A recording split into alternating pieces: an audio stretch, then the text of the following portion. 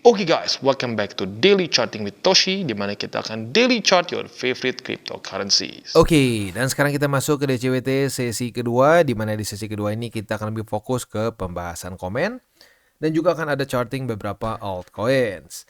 Untuk hari ini, ya ini weekend seperti biasa hari Sabtu memang tidak akan ada apa-apa. Ya ada sih, tapi hanya bintang 2 dan bintang 1 saja, jadi otomatis kita bisa lebih fokus ke technical analysis saja. Ya, dan termasuk juga besok juga sama ya, weekend US juga ya mungkin orang-orang US perlu libur juga gitu ya, capek. Udah dari Senin sampai Jumat dihajar terus, sekarang Sabtu Minggu istirahat ya. Oke, sekarang kita akan masuk aja langsung ke pembahasan komennya. Kalau misalnya ada waktu nanti kita sedikit TA lah ya. Oke, yang pertama dari Joy of Tara. Tara ada yang kelewat nggak? Oke, aman ya. Joy of Tara. Thank you Pak Toshi, dapat 1,5% dari ETH, modal 44 juta, mayan 500 sekian, mantap. Ya yang penting sih kalau bisa jaga resiko, ya kalau modal berapa kan tergantung relatif ya. Ada yang ngerasa 44 juta, gede banget, ada yang ngerasa biasa aja. Yang penting satu ya, kita tahu bahwa itu nggak terlalu gede begitu, karena ya lagi-lagi kalau kita ini berarti kan jangka pendek ya. Kalau 1,5% di TP ya berarti itu kan lebih kayak ke futures mungkin ya.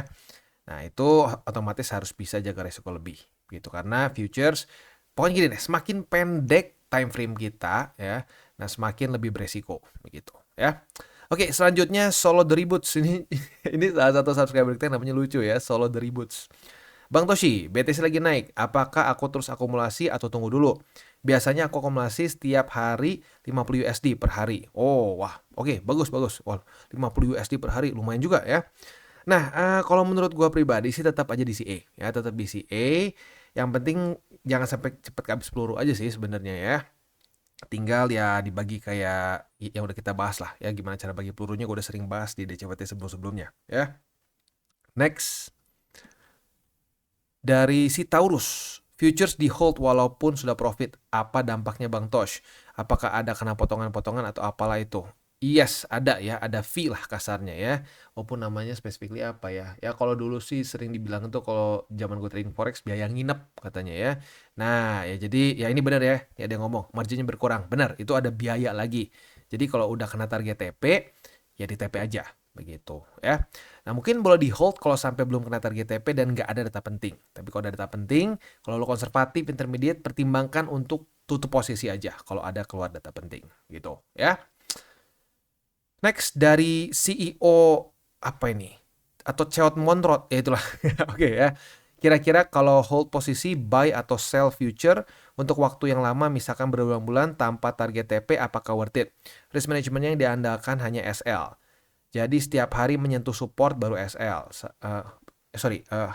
Harga menyentuh support yang baru. SL saya akan ditaruh di situ. Jadi take profitnya hanya ketika SL tersentuh. Atau lebih baik dengan strategi future dengan SL dan TP yang sudah jelas di mana.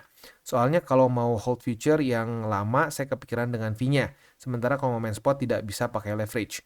By the way, saya pakai time frame besar mulai dari 1 hour sampai 1 weekly ya. Gini, sebenarnya bisa ya, kayak itu sebenarnya ada disebutnya trailing stop loss ya. Ini sebenarnya ada namanya, nama teknik yang lu bahas di sini ada namanya trailing stop loss. Jadi lu buka posisi ya, target TP awal tuh dijadiin kayak buat SL gitu ya. Ya bisa sebenarnya ya, tetapi ya fee-nya, benar fee-nya worth it atau enggak? Ya kalau gua sih selama ini nggak pernah di hold sampai bulan-bulanan. Paling lama tuh nyaris 2 minggu kayaknya pernah ya, tapi itu pun udah malas gitu, ini nggak jelas gitu ya. Ya jadi kalau gua pribadi sih futures lebih ke ya jangka pendek sebenarnya ya. Nah, selain dari itu kalau lu pengen spot ya, lu pengen spot tapi ada leverage-nya sedikit, itu bisa pakai ETF leverage tokens begitu. Di situ ada Bitcoin, Ethereum dan lain-lain. Biasanya di semua exchange sekarang udah ada ya. Jadi lu bisa cari misalkan BTC 3L. Nah, itu berarti lu kayak punya leverage 3 kali, tapi di holdnya kayak spot. Jadi lu nggak ada mikirin ini apa, lu nggak ada mikirin lagi kena liquid dan lain-lain. Begitu tuh boleh dipertimbangkan ya. Next, dari Rashid ya, permisi Bang, saya newbie izin bertanya. Bang, saya mau tanya tentang biaya kirim Bitcoin di jaringan BTC. Apa itu biaya SAT per B? Ini kayak Satoshi Sats per Bitcoin ya. Dan gimana cara ngitungnya? Apa semakin banyak Satoshi yang mau dikirim akan semakin mahal biayanya? Enggak ya. Jadi misalkan gini, lu ngirim 1 BTC sama lu ngirim sejuta BTC in theory ya, itu akan sama fee-nya. Cuman tergantung dari secongested apa. Kalau misalkan lagi networknya congested atau penuh banyak yang lagi kirim mengirim BTC, nah di situ akan makin mahal. Sesimpel itu. Jadi nggak kayak lu kalau ngirim 1 BTC fee-nya 0, sekian. Kalau misalkan kirim 5, naik. Nggak, sama aja. Ya tinggal permasalahannya di Bitcoin networknya lagi congested atau enggak. Makin congested, in theory makin mahal. Gitu. Ya. Oke. Untuk sats itu adalah satuan terkecil ya. Kalau nggak salah 1/1.000.000. Jadi satu sat itu adalah 1/1.000.000 Bitcoin. Begitu seingat gua ya.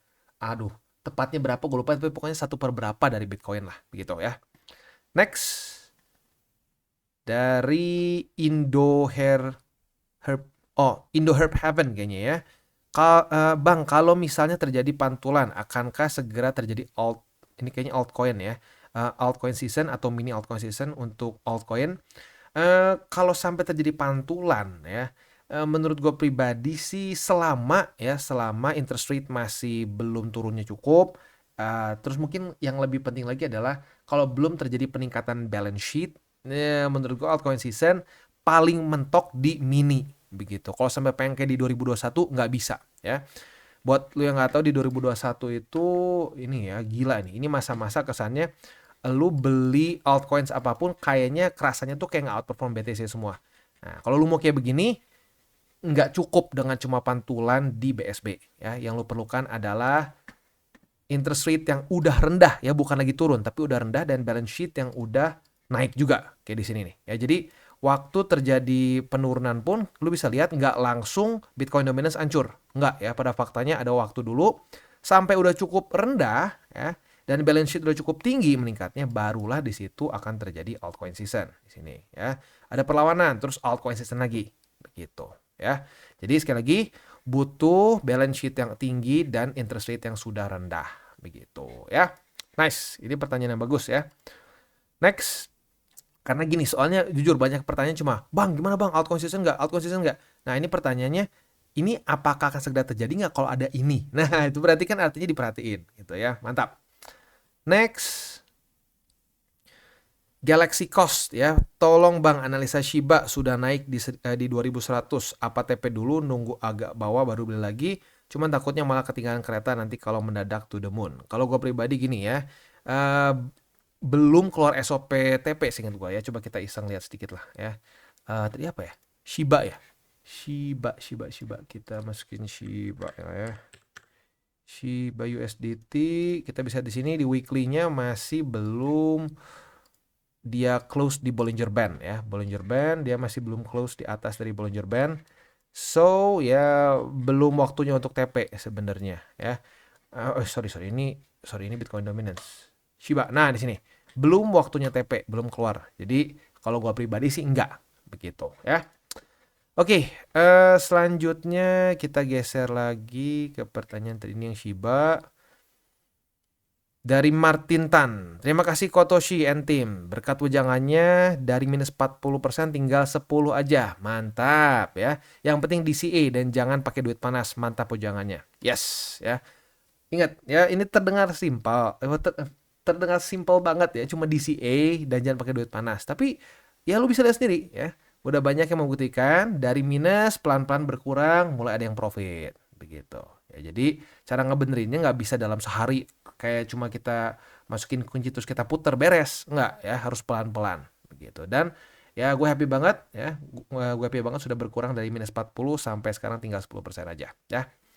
Next dari Tripurwadi. Terima kasih untuk edukasinya selama ini Bang Toshi. Semoga berkah ilmunya untuk semua. Sama kalau boleh request bahas Sol. Oke, nanti dipertimbangkan ya. Hari ini kayaknya udah keburu ada 3 nih ya. Jadi nanti mungkin ya kalau sampai ada banyak lagi yang request Sol, nanti kita boleh bahas lah di DCWT kedua selanjutnya ya. Oke. Next dari Angga Bocil ya. Kenapa ada TRI 28 ya, bukan 23. 28 November. Dan menurut lu CZ akan bikin exchange baru nggak? Kayaknya susah sih kalau CZ bikin baru ya, karena kemarin tuh ditarget banget begitu. Dan ya gue udah bahas juga ya di video ini specifically kayak CZ itu kayak apa ya, kayak memang sengaja pengen digeser aja dan digantikan sama si Richard Tang. Nah si Richard Tang itu seperti yang gue bahas di video ini dan gue kasih lihat buktinya, dia orang yang terkait dengan World Economic Forum. begitu. Jadi ya memang kayaknya ya mau dilengserkan saja begitu. Karena ya di TradFi seperti yang gue bahas di ini ya, lu bisa cari, lu bisa research sendiri ya. Kasus HSBC yang memutar uang atau ya kasarnya money laundry duit El Chapo Guzman ya. Lalu ada juga kasus kayak di 2008 ya, itu berapa banyak perbankan besar yang jelas-jelas melakukan fraud gitu ya. Tapi nggak ada yang masuk penjara. Paling cuma ada 1-2 scapegoat yang bukan CEO posisinya. Nah, jadi kejahatan yang kesannya dilakukan CZ ini dilakukan oleh semua CEO bank gitu menurut gua. Jadi ya memang kayak pengen digeserkan saja. Jadi kalau dia bikin yang baru kemungkinan nggak akan dikasih izin ya. Ya tapi we'll never know. Siapa tahu dia cukup gila dan bikin lagi ya. Oke, teori 28 November ini ya kalau ditanya kenapa bisa ada, nggak ngerti kenapa bisa ada ya. Tapi rapih selama ini ya.